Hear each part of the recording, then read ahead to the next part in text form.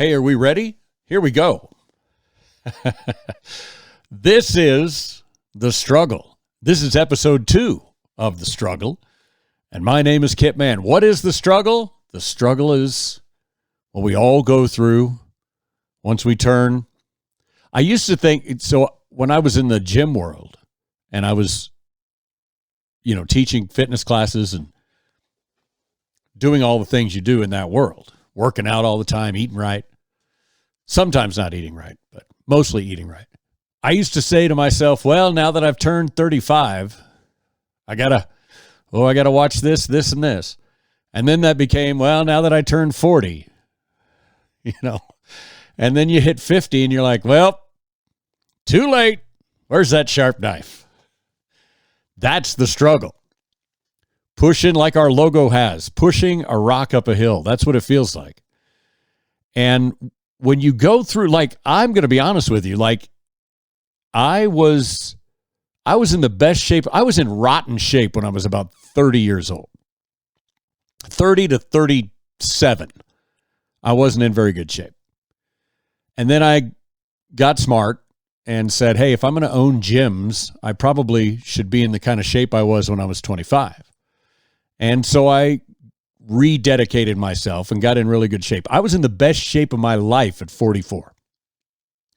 And as soon as I hit 50, 51, everything just started going downhill.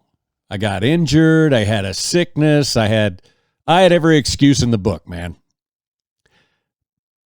But now I'm finding myself with problems I didn't think that I was ever going to have. I never thought I'd have a gut that I couldn't get rid of. I'd never thought I'd feel weak when I was, like today, I tried to move, or I didn't try. I actually did. I moved an electric desk, like one of those electric desks that raise up and down. Well, they got a motor and stuff in them. They're not light. And I moved one of those from our garage to upstairs. And I was moving it. I was struggling. And I'm like, what is wrong with me? Why can't I get this up the stairs? Then it got worse when I remembered that we already have one up the stairs in our son's room, and my wife is the one that had moved it up the stairs by herself. So only one of two things is possible. Either A, she's a badass, or B, I am a pathetic weakling and I never saw it coming. It's possible that it's both things. All right, it wasn't quite that bad, but I was sort of struggling. All right, here we are. This is The Struggle, and it is our episode 2, but we are halfway through day 1 of a 4-day fast, more than halfway through. 2/3 of the way through day 1 of a 4-day fast. And the point and purpose of this episode is to tell you what is happening to me, to my body, to my brain. And I'm going to tell you both anecdotally, and that means through stories.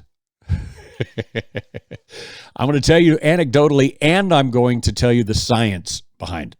All right? So we are doing a 4-day fast, both my wife and myself.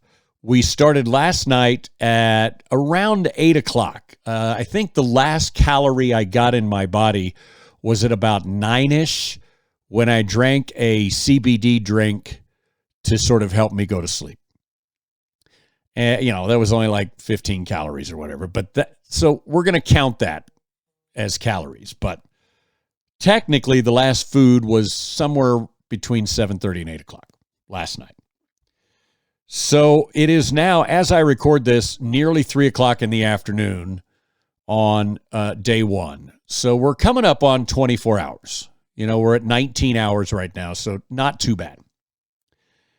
Let me explain what happens. Now, if you're going to do a fast, one of the things you want to make sure you do is start your fast after a dinner, so that, because the hardest 2 times in a fast are when your body is starting to get, it's going to be the first 4 hours. All right. The first 4 hours is like an anabolic growth phase. I'm going to give you the science part first. Okay.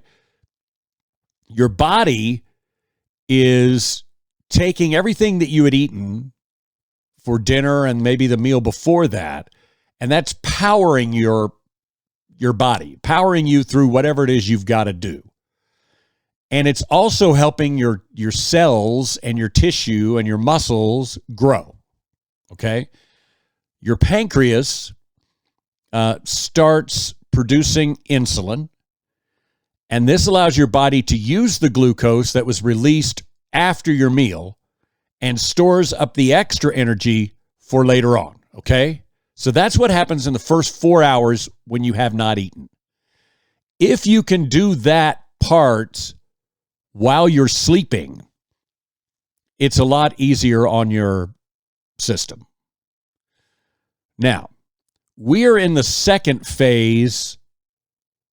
Actually, we're past the second phase. So let me tell you what happens in the second phase, from 4 to about 15 to 16 hours.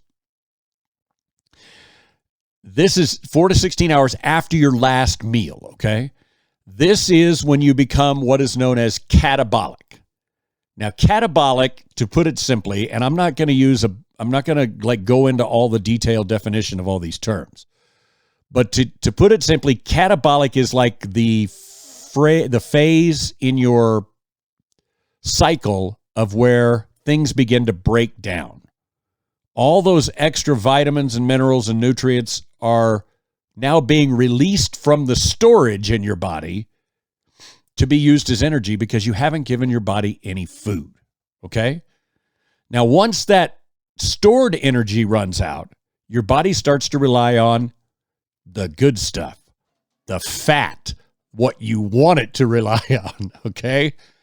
So your body starts to rely on fat after all that stored energy from your food has been used. Now, the process for releasing this fat and burning it up releases a chemical known as ketones or ketone bodies. And this usually happens at about the 16-hour mark, of which I have now passed.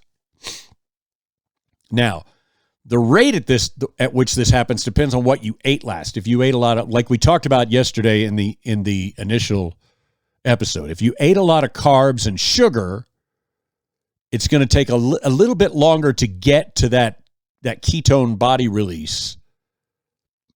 Then it's going to take a little bit longer than if you ate a lot of protein. Okay. Now, one of the reasons you want to do fasting is because of what's called autophagy, as some people have called it.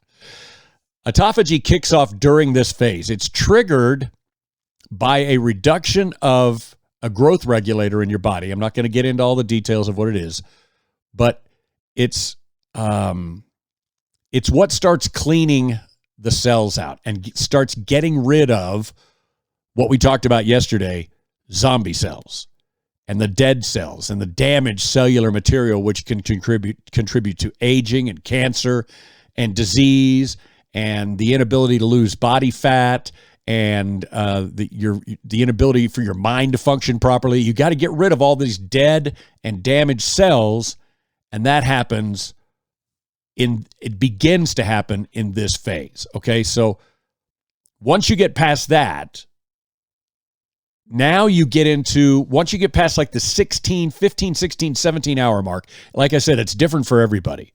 But once you get past that, the glucose in your cells, right, inside the cells, and the glycogen in your liver starts to really go away, like really rapidly, which causes us to what? Burn stored fat in order to keep our energy up. Okay? Are you following along? I'm trying to help you here.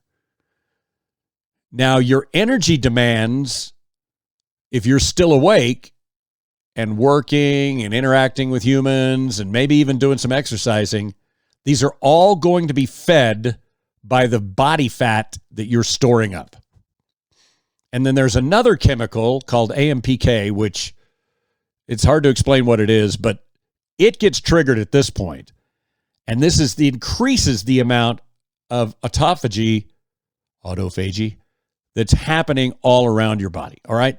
So that's where I am right now. I'm in that 16 to 24 hour range. Now, that's the science. Okay. Tomorrow we'll go through what's happening from hour 24 to hour 72. We'll take care of that tomorrow. That's the science behind what's going on. All right. Now, before we get into the real world stuff that I've got listed down here, I want to remind you that if you're watching this on YouTube, thank you very much. Please like and subscribe, because the more subscriptions we have, the easier it is for us to continue to do this. If you would like to communicate with us and join a whole group of people that are struggling with weight loss or fitness or effort or whatever, you can go to a website called fitbodyspace.com. We've partnered with the Mighty Networks to form kind of our own little social network. It's sort of like a private Twitter. You can post pictures. You can post before and afters if you like. You can post memes. You can do all the stuff you can do on social media, but it's a private space. We don't allow any political posts. We don't allow any religious posts. Everything needs to be about weight loss or fitness or, no body shaming, none of that stuff. Everybody is beloved. Okay, we don't argue on this website. Fitbodyspace.com. And if you are not watching on YouTube, if you're listening on a podcast someplace, we are available basically everywhere, or we will be by the end of the week, by the end of week one. We are available right now on Apple Podcasts, iHeartRadio, Spotify, and a bunch of others. We should be available by the end of the week on TuneIn, Amazon Music, and Google Podcasts, and a bunch more. So wherever you get your podcasts, that's where we are. Please like, subscribe, favorite, heart. I don't know. Every podcast has a different thing. So I don't know what you're supposed to do. Just show the love, however you may do that, because the more subscribers we have, the higher ranked we get on the podcast list, and then we can actually pay for the website and the production and the whole thing, okay? So now let me talk to you about what has happened today with me on this fast, because that's why you're here, right? You want to hear, what is a fast actually doing? Now, before we get into that, let me tell you some of the things we hoped to accomplish by fasting for 4 days. We talked yesterday about zombie cells. If you didn't listen to the podcast yesterday, go listen to it, or do yourself a favor and Google zombie cells, because I think you'll be really interested in what is going on in your body. Now, a few things that we wanted to accomplish by getting rid of some of these zombie cells, which you can only do by fasting and removing glucose from your body. You got to take away the fuel.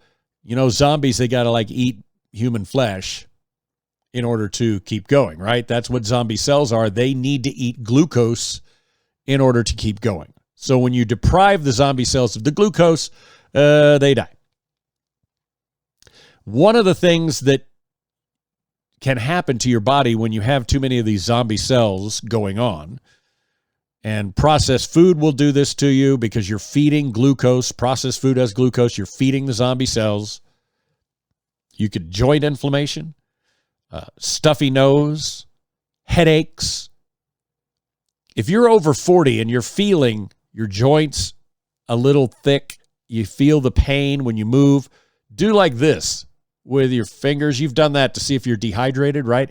If you feel pain in those knuckles, it means you've got inflammation in those joints. A stuffy nose.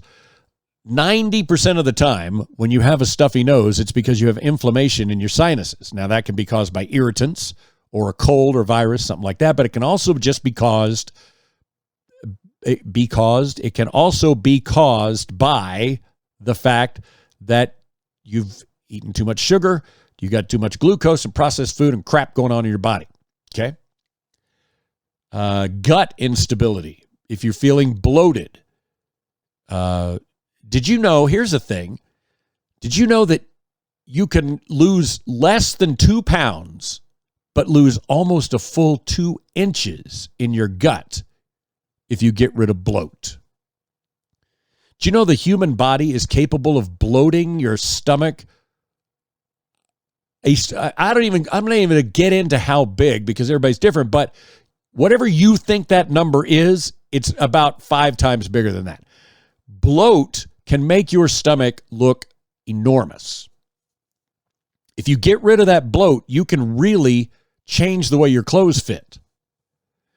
And one of the ways of getting rid of that bloat is to get gut healthy. Your gut is insanely important. So after you do a fast, one of the things you're going to have to do is get some probiotics in your body to get your gut restabilized because you're going to clean it out. So as I said, I woke up this morning. I get up super early. I got up this morning about 4 o'clock, which means I had been fasting at that point for 5 hours, which means I was just in that beginning, that sort of anabolic growth phase that we talked about a few minutes ago. And I went on about my day, and I felt pretty good until about 7:30 in the morning. And at 7:30 this morning, that's when the hunger sort of kicked in, because it had been about 12 hours, give or take, that since I had eaten.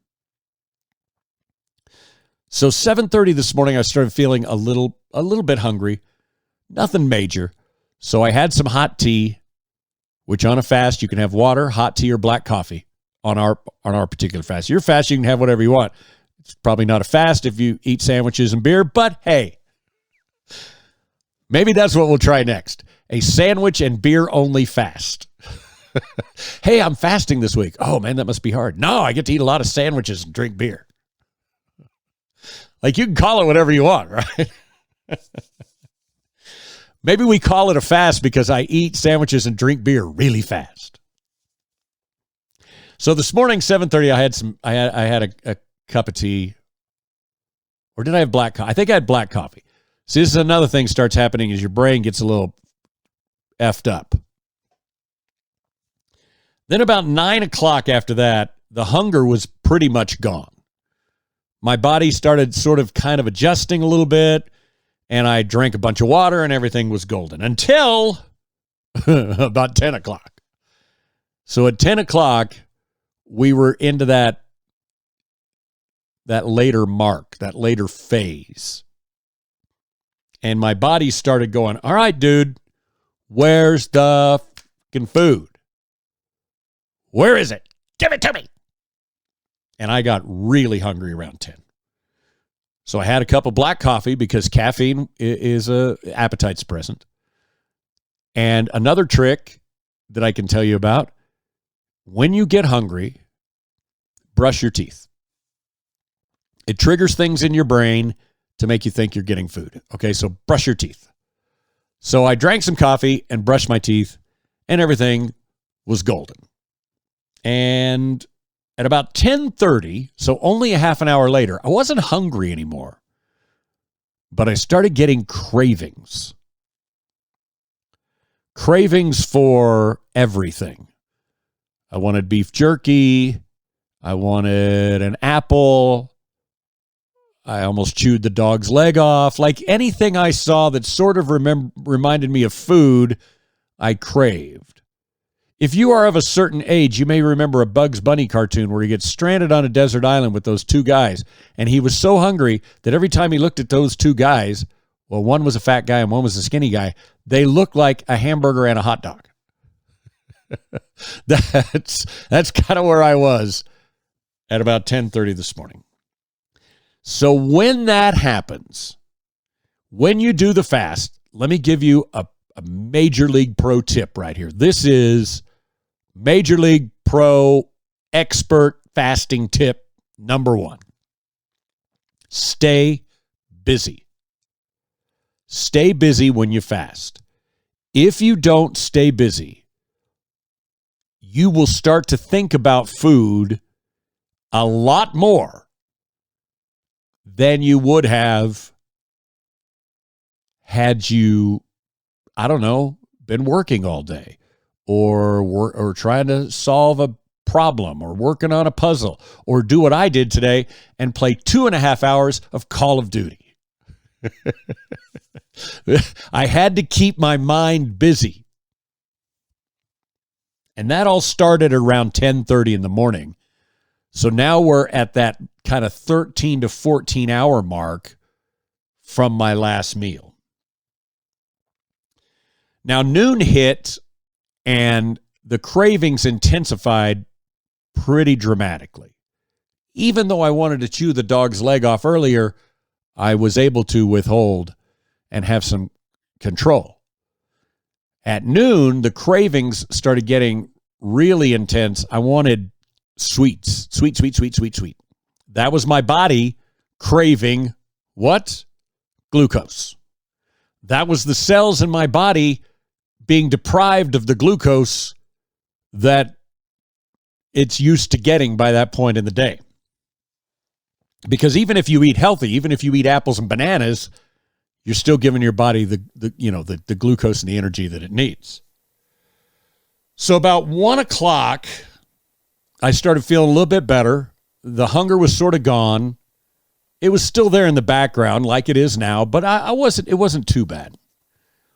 Sometime around that 1 o'clock mark is a good time for you to, this sounds weird, but I'm going to be 100% honest with you, check your pee. Your pee, by this point, if you've been drinking water and doing everything you should be doing on your fast, your pee should start clearing up. Your body is processing everything that has been storing and it's been getting rid of it, and your pee should start getting clear. If you've already got a healthy urinary system and your pee is always clear, well, goody and gumdrops for you. Most of us aren't like that. But I'll tell you one thing about checking your pee, it gives you something to do. Because if you don't have something to do, you want to start killing people at this point. And I don't mean literally, I mean figuratively in your mind with your hands. That's another thing where Call of Duty comes in handy. Just open it up and just do murders. All right. Now by 1:30, I started feeling aggro isn't the word. I wasn't angry. I wasn't feeling aggro. I was feeling antsy. However, that antsy started turning into other things. I started getting annoyed at stuff.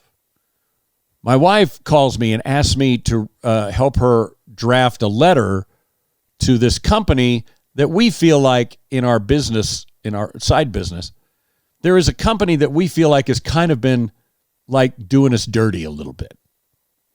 And I'm not the kind of person that you do dirty to, because I tell you, like, you know, some people, they just lay back and take it. I don't. So she says, could you help me draft a letter to these guys? Because I want to let them know how unhappy we are. And I said, yeah, sure. Do you mind if I do it tomorrow? Because I'm feeling a little antsy. And she goes, no, tomorrow's fine. And then what did I do? I sat there and I got madder and madder and madder at the way this company was treating us. And so I wrote a letter and I let them have it. Hopefully she has edited that letter before she sent it off. I was smart enough to save it in the drafts. And I called her and I said, hey, just so you know, there's a letter in the drafts. Feel free. I'm assuming she edited and took out all this, but maybe she didn't. Truthfully, if you get this kind of letter from me, it's all over. I'm the kind of person that will ghost your ass. Like, I don't just I'm not one of these guys that like has any kind of relationship, whether it's a friend or business or back in the day, female relationship. When it's over, it's over. Okay. I don't have any desire to continue talking to you anymore. The reason that it's over is because I don't want to talk to you anymore. And that's especially true when I haven't eaten for almost 24 hours. So that's where we are. almost to the end of day one. Fasting.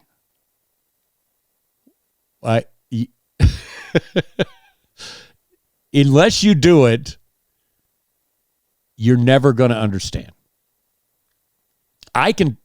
These episodes are going to tell you what's going on, and I'm sure tomorrow's episode is probably going to be completely off the chain, because I don't know what I'm going to feel like by this time tomorrow.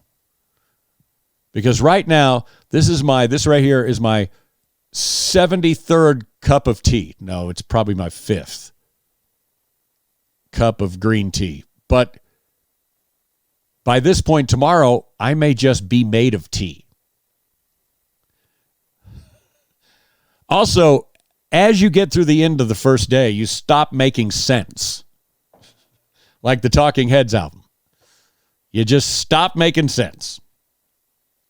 Everything is all haywire. Now, the really cool thing, and I can tell you this from having done fasts before, the really cool thing is when you get to about day 3, everything comes right back at you. Crystal clear. You start thinking really quickly and sharply. You start seeing colors better. You start remembering things you'd forgotten about. You hopefully you're remembering good things and you're not remembering, like the stupid thing you said to that person at a party 15 years ago. But you start being more clear. But that's day 3. I still got 2 days to go to get to day 3. It's daunting when you're sitting here at day 1 to think, oh, I still don't get to eat for 3 more days? What? What? Now, the good news is, like we talked about earlier, it is, let's see, what time is it right now as I record this? It's about 3:15 in the afternoon. So in about 5.5 hours, I'm going to crash. My body is going to go, time to go to bed. And I'm going to be out by 9 o'clock tonight. And with any luck, I will sleep from 9 until about 4 in the morning when I have to get up. And in that stretch, that 7-hour stretch, that is a giant chunk of time. When you do your fast, you start welcoming sleep, because that's 7 hours out of your fast that you're not thinking about fucking food. So that's how it works. A couple of things I want to get to while we still have time left here in the podcast. First of all, we're almost near Christmas, right? It's December the 7th while I record this particular episode. And if you need a Christmas gift idea for somebody, get them a tens machine. A tens machine is like one of those little electric stimulation machines that you have, that they put on you at the chiropractor. You can buy a handheld tens machine on Amazon for a couple $100. Some of them are even cheaper. They are a godsend to anyone over 40 that works out. They help your muscles so much to relax, makes the pain go away. We're very lucky in our life. We've worked really hard. My wife, particularly, I don't work that hard, to be honest with you. You also say dumb stuff at this point in the fast. We have a lot of cool stuff, is my point. We have a hot tub. We have a sauna that we built. I love the hot tub and the sauna. The tens machine does more than anything. We have one of those, what do you call those, power vibrator, bang, bang, bang, those muscle, what are they called? See, I can't remember anything because I'm on a fast. We have one of those. Those are great too. But the tens machine, if you're looking for a last minute Christmas gift idea for somebody that you give a damn about, find one of these. These things are great. If you tell someone that you're on a fast, this is going to be the last thing that we're going to talk about, and then we're going to move on. If you tell someone that you're on a fast, you're going to get one of maybe 3 reactions. one of those reactions will be supportive. Oh, yeah, good for you. I don't think I could ever do that, but good for you. Like that's supportive, right? Oh, man, that sounds so hard. You're a better man than me. Good for you. That's what you want to hear. Or you may hear, what are you, an idiot? Why would you do that to yourself? Don't try to explain to them that fasting is good for you. You can't explain to this person that fasting is good for them because they're going to tell you, oh, there's never been any proof or blah, blah, blah, blah, blah, blah, because we live in a world now where opinions are thought of as fact. The science proves it.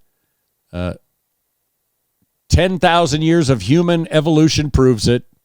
Fasting is good for you.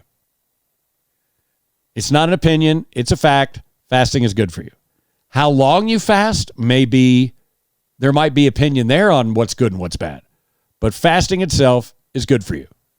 Anybody that's fully educated in physiology and nutrition will tell you that fasting is good for you.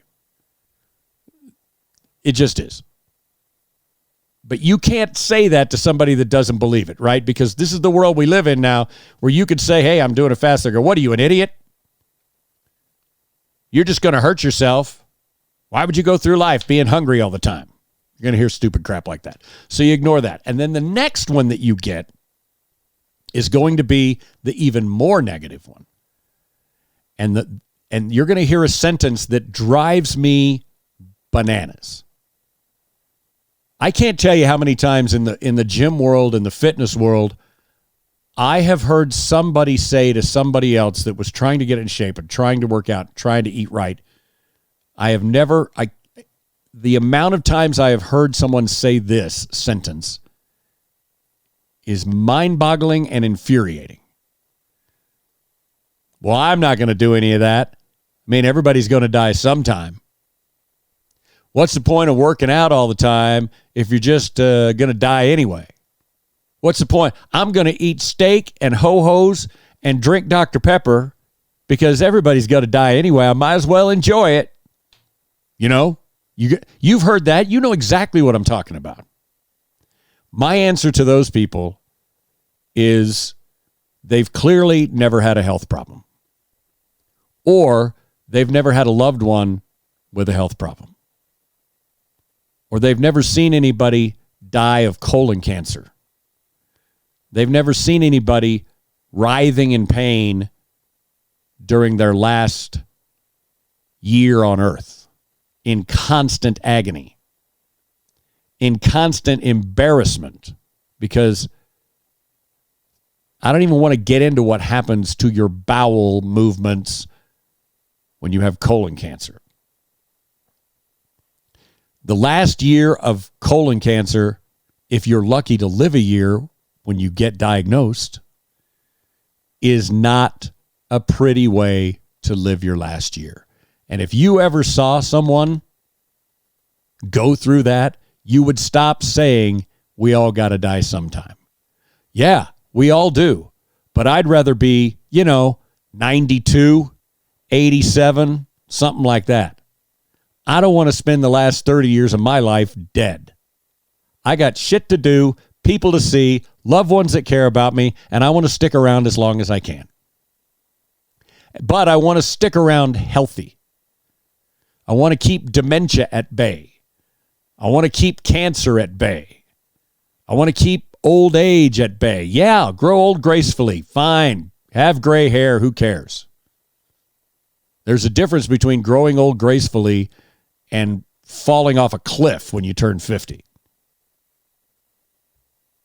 And I suppose I will leave you with that. You think I'm surly now. Just wait until tomorrow.